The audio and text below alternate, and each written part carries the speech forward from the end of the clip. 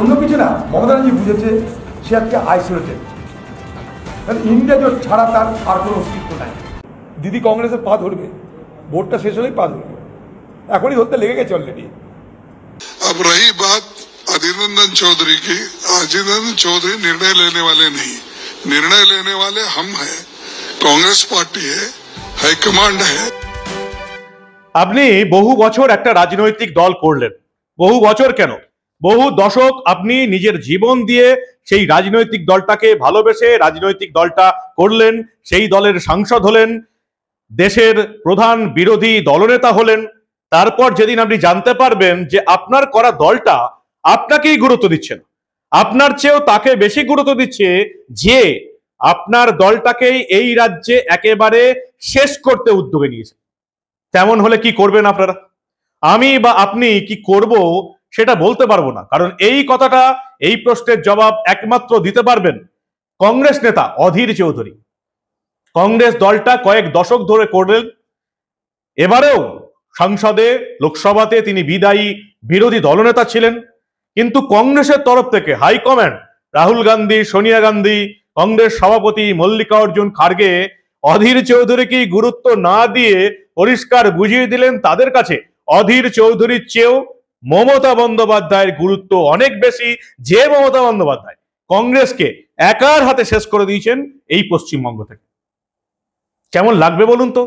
আমি জানি না অধীর চৌধুরীর এখন কেমন লাগছে, কিভাবে অধীর চৌধুরীকে অপমান করলো কংগ্রেসের হাইকমান্ড, আরো একবার সেটাই দেখাবো আপনাদের। এই গুরুত্বপূর্ণ প্রতিবেদন শেষ অবধি দেখুন। আমি মানব, দ্য নিউজ বাংলায় আপনাদের স্বাগত জানাচ্ছি।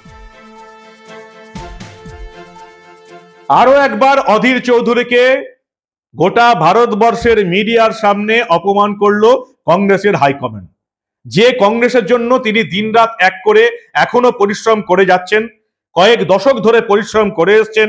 বিদায়ী লোকসভার যিনি বিরোধী দলনেতা ছিলেন, সেই অধীর চৌধুরীকে গোটা ভারতবর্ষের মিডিয়ার সামনে রীতিমতো অপমান করতে কংগ্রেস সভাপতি মল্লিকার্জুন খার্গের 1 মিনিটের বেশি ভাবতে হলো না। গোটা ভারতবর্ষের মিডিয়ার সামনে কংগ্রেস নেতা অধীর চৌধুরীকে অপমান করলেন কার জন্য? মমতা বন্দ্যোপাধ্যায়ের জন্য, যে মমতা বন্দ্যোপাধ্যায় একার হাতে এই রাজ্যতে কংগ্রেসকে একেবারে নিশ্চিহ্ন করে দিয়েছেন। অধীর চৌধুরী, আপনারা জানেন এই রাজ্যে আইএনডিআই এর জোট বলে কিছু নেই। জোটের শরিকরা একে অপরের বিরুদ্ধে লড়ছে। মমতা বন্দ্যোপাধ্যায় 42টা আসনে প্রার্থী দিয়েছেন, সিপিএম কংগ্রেসের জোট হয়েছে, আইএসএফ নিজের প্রার্থী দিয়েছে, অতএব এখানে আইএনডিআই এর জোটের কোনো অর্থই নেই। তাই মমতা বন্দ্যোপাধ্যায় বারবার বলছেন দিল্লিতে আমরা আছি জোটে, এখানে জোট নেই, দিল্লিতে আছি।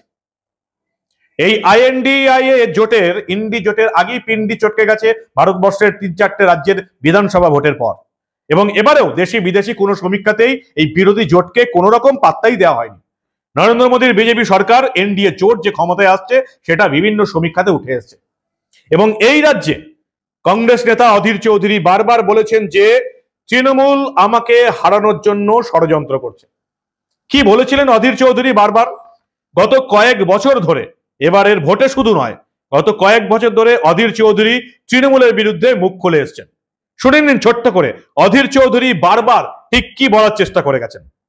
দেখুন, এটা তো বদমাইশি করছে।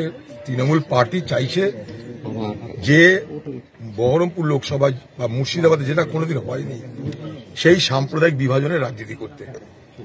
মোদিজি সাম্প্রদায়িক বিভাজনের রাজনীতি করে, এটা ওয়েল এস্টাবলিশড, সবাই জানে। বিজেপি পার্টি মানে সাম্প্রদায়িক বিভাজনের রাজনীতি করবে। কিন্তু মমতা ব্যানার্জি যে বিজেপির বিরুদ্ধে লড়বে বলে বড় বড় কথা বলছে, দিল্লিতে সে নিজে সাম্প্রদায়িক বিভাজনের রাজনীতি করছে। তার নিজে নিরুপায়, সে নিজে হতাশ, সে জানে যে এই কথাটা বলে আমার যে ভাঙা নৌকা, সেই ভাঙা নৌকাকে পার করার চেষ্টা করে। অন্য কিছু না। মমতা ব্যানার্জি বুঝেছে সে আজকে আইসোলেটেড, ইন্ডিয়া জোট ছাড়া তার আর কোনো অস্তিত্ব নাই। তো অস্তিত্ব রক্ষার জন্য এবং আগামী যে ফেজগুলো আছে, সেই ফেজে যে নির্বাচনগুলো হবে, সেখানে যেন মানুষকে কথা বলতে পারে, দেখো আমি ছেড়ে যাইনি, আমি তোমাদের সঙ্গে আছি, ইন্ডিয়া জোটের সঙ্গেও আছি, আমাকে তোমরা ভোট দিয়ে বাঁচাও। এই যে বাঁচার নয়, মমতা ব্যানার্জির প্রতি এই মুহূর্তে সারা বাংলা জুড়ে মানুষের মোহমুক্তি ঘটেছে এবং ইন্ডিয়া জোটের প্রতি মানুষের আকর্ষণ বাড়ছে, সহানুভূতি, সমর্থন বাড়ছে। সেই জায়গাটাই মমতা চাইছে না সমর্থন সহানুভূতি সম্পূর্ণ তার থেকে বঞ্চিত। তাই এই ইন্ডিয়া জোটের মধ্যে আমি আছি এই বার্তা দিয়ে মমতা দিদি কংগ্রেসের পা ধরবে, ভোটটা শেষ হলেই পা ধরবে, এখনই ধরতে লেগে গেছে অলরেডি। এইসব কথা বলা মানে রাহুলজি আমি কিন্তু তোমার পক্ষে আছি মনে রাখো, আগে থেকে গাও না গাই। দেখুন সব অনেক রকমের আছে, সুস্বপ্ন দুঃস্বপ্ন। কেউ দুঃস্বপ্নে দেখতে পারে প্রধানমন্ত্রী হলাম, কিছু করার নাই আমার। স্বপ্ন দু রকমের, সুস্বপ্ন দুঃস্বপ্ন। দিদি কোন স্বপ্ন দিয়েছে দিদি জানে, সেই দিদি বলছে 315। দিদি কংগ্রেসের পা ধরবে, ভোটটা শেষ হলেই পা ধরবে, এখনই ধরতে লেগে গেছে অলরেডি। এইসব কথা বলা মানে রাহুলজি আমি কিন্তু তোমার পক্ষে আছি মনে রাখো, আগে থেকে গাও না গাইছে চালাক। তো এই মমতা ব্যানার্জি কিছুদিন আগে বললো, যখন জোট ভেঙে বেরিয়ে গেল মমতা ব্যানার্জি, তখন বললো কংগ্রেস 40টা বেশিও পাবে না। মনে করে দেখুন দিদি এখন পাল্টি খাচ্ছে। দিদি তো গিরগিটিরা, কোনো অসুবিধা নাই, রং পাল্টাতে তিনি ওস্তাদ। কদিন আগে বলেন 40, এখন বলছে 315। তার মানে দিদির হাল বেহাল বাংলায় বুঝে যান। এর থেকে আর লজ্জার কি থাকতে পারে? ইন্ডিয়াকে কটাক্ষ করে মোদি বলতে পারেনি। মোদি কমসে কম 50টা বলেছিল, হাফ সেঞ্চুরি কথা বলেছিল 50টা। দিদি মোদিকে খুশি করে তার থেকে আমাদের জয় কমিয়ে না বলে না 40টা বেশি পাবে না। এখন কেন বলছে 315? হ্যাঁ, দিদি এখন পা ধরবে রাহুল গান্ধী। দিদিকে রাহুল গান্ধীর পা ধরে বাঁচতে হবে দিদি ভাই। আপনি আমাদের লোককে খুন করবেন আর আপনাকে গলায় ফুলের মালা দেবো, তাও তো হয় না দিদি। এই বাংলায় খুন সন্ত্রাসের নায়িকা হচ্ছেন আপনি। আপনি যেখানেই যান, ব্যাঙ্গালোরেই যান আর পাটনায় যান, এই বাংলার সন্ত্রাসের আপনি হচ্ছেন নায়িকা। এই যে ছবি আপনি বানিয়েছেন, এই ছবি আপনার পিছন ছাড়বে না। অধীর চৌধুরী যাই বলুন না কেন, মমতা বন্দ্যোপাধ্যায় একবার বলেছিলেন আমরা বাইরে থেকে সমর্থন করব INDIA জোটকে, প্রধানমন্ত্রী তৈরি করে দেবো। বিতর্কের পর আবার পরের দিন বললেন আমরা জোটের মধ্যে আছি। মমতা বন্দ্যোপাধ্যায় প্রতিদিন INDIA জোট নিয়ে নিজের যে স্ববিরোধিতা সেটা কিন্তু চালিয়ে যাচ্ছেন, কারণ তিনি জানেন যে তার রাজ্যে তাকে CPM কংগ্রেসের বিরুদ্ধে বলতেই হবে। রাজ্যে CPM কংগ্রেসের বিরোধিতা করব আর দিল্লিতে জোট করব, বাংলার মানুষ এটা ঠিক মেনে নিচ্ছে না, খাওয়ানো যাচ্ছে না। তাই মমতা বন্দ্যোপাধ্যায় প্রতিদিন নিজের বক্তব্য পাল্টাচ্ছেন এই কারণে, কারণ তাকেও তো বোঝাতে হবে যে CPM কংগ্রেস বাংলায় শত্রু, দিল্লিতে মিত্র। ইন্ডিয়া জোট, এখানকার বাংলা CPM কংগ্রেসকে ধরবেন না, ও দুটো আমাদের সাথে নেই, ও দুটো বিজেপির সাথে আছে। আমি দিল্লির কথা বলছি। ইন্ডিয়া জোটকে নেতৃত্ব দিয়ে বাইরে থেকে সব রকম সাহায্য করে আমরা সরকার গঠন করে দেব, যাতে বাংলায় আমার মা বোনদের কোনোদিন অসুবিধে না হয়, আমার 100 দিনের কাজে কোনোদিন অসুবিধে না হয়। CPMটা আবার কংগ্রেস আর CPM মিলে বিজেপির টাকায় তারা ভোটে দাঁড়িয়ে ভাবছে একটু ভোট কেটে দিই, তৃণমূলটা যদি হারে তাহলে আমাদের লাভ হবে। একদম একটা ভোটও CPMকে দেবেন না, একটা ভোটও কংগ্রেসকে দেবেন না। অল ইন্ডিয়া লেভেলে অনেকে আমায় ভুল বুঝেছে। আমি বলেছি বাংলায় কোনো জোট নেই, কিন্তু ইন্ডিয়ায় যে জোটটা ওটা আমি তৈরি করেছিলাম, ওই জোটটা দিয়ে আমরা সরকার তৈরি করব। আমরা জোটে থাকবো, জোটে আছি আমরা। এখানকার CPM নেই, এখানকার কংগ্রেস নেই, কিন্তু অল ইন্ডিয়া লেভেলে ইন্ডিয়া জোট আমি তৈরি করেছিলাম এবং ইন্ডিয়া জোটে আমরা থাকবো। তাই অধীর চৌধুরীর সঙ্গে মমতা বন্দ্যোপাধ্যায়ের লড়াই বরাবর রয়েই গেছে। কিন্তু সবচেয়ে যেটা বড় খবর, যে কংগ্রেসের হাইকমান্ড সোনিয়া গান্ধী নিজের ছেলে রাহুল গান্ধীকে প্রধানমন্ত্রী রূপে দেখতে চান। তাই রাহুল গান্ধীকে প্রধানমন্ত্রী করার জন্য সোনিয়া গান্ধী এবং কংগ্রেসের হাইকমান্ড এখন মমতা বন্দ্যোপাধ্যায়কে চটালে হবে না। মমতা বন্দ্যোপাধ্যায় যতগুলি আসন পান, বিভিন্ন রাজ্য থেকে বিরোধী দলগুলো যদি একটা মোটামুটি আসন সংখ্যাগরিষ্ঠের কাছাকাছি যেতে পারে, তাহলে কংগ্রেস এই সবাইকে 20, 25টা, 30টা দলকে নিয়ে সরকার গড়ার জন্য ঝাঁপাবে। যে সরকারের প্রধানমন্ত্রী হবেন সোনিয়া গান্ধীর লাডলা রাহুল গান্ধী, যদি সম্ভব হয়। যদি INDIA জোট সংখ্যাগরিষ্ঠের কাছাকাছি যেতে পারে, যদি NDA জোট 400-র কাছাকাছি আসন না পায়, যদি বিজেপি একার ক্ষমতায় 300-র বেশি আসন না পায়, তবে এই সমস্ত হাইপোথেটিক্যাল কোশ্চেন গুলো যদি মিলে যায়, তবে রাহুল বাবা দেশের প্রধানমন্ত্রী হবেন এবং যার জন্য প্রধান ভূমিকা নেবেন মমতা বন্দ্যোপাধ্যায়, তার দল তৃণমূল কংগ্রেসের এই রাজ্যে পাওয়া আসন। তাই অধীর চৌধুরীকে যে কংগ্রেসের হাইকমান্ড পাত্তা দেবে না সেটা বলাই বাহুল্য। কিন্তু তা বলে গোটা ভারতবর্ষের মিডিয়ার সামনে, গোটা দেশের সামনে অধীর চৌধুরীকে এইভাবে ছোট করবেন মল্লিকার্জুন খাড়গে, কংগ্রেস সভাপতি? ঠিক কি বললেন খাড়গে, শুনুন আপনারা।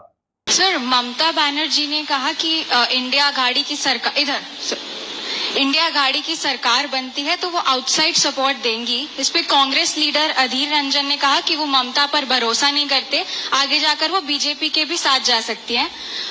खड़गे सर, आपका जवाब। अब ममता जी, पहले तो उन्होंने ये कहा कि हम बाहर से सपोर्ट करते हैं। ये पहले से भी हुआ, बहुत से पार्टियां बाहर से सपोर्ट करते आते हैं। जैसा कि यूपीए गवर्नमेंट था पहले तो 2004 में, तो बाहर से सपोर्ट कर रहे थे कम्युनिस्ट। अब उन्होंने ये कहा है, लेकिन रिसेंटली और एक स्टेटमेंट उनका आया है कि अगर सरकार बनती है तो सरकार में हम शामिल हो जाएंगे। तो नेचुरली वो गठबंधन के साथ है, ये स्पष्ट है। अब रही बात अधीर रंजन चौधरी की, अधीर रंजन चौधरी निर्णय लेने वाले नहीं, निर्णय लेने वाले हम हैं।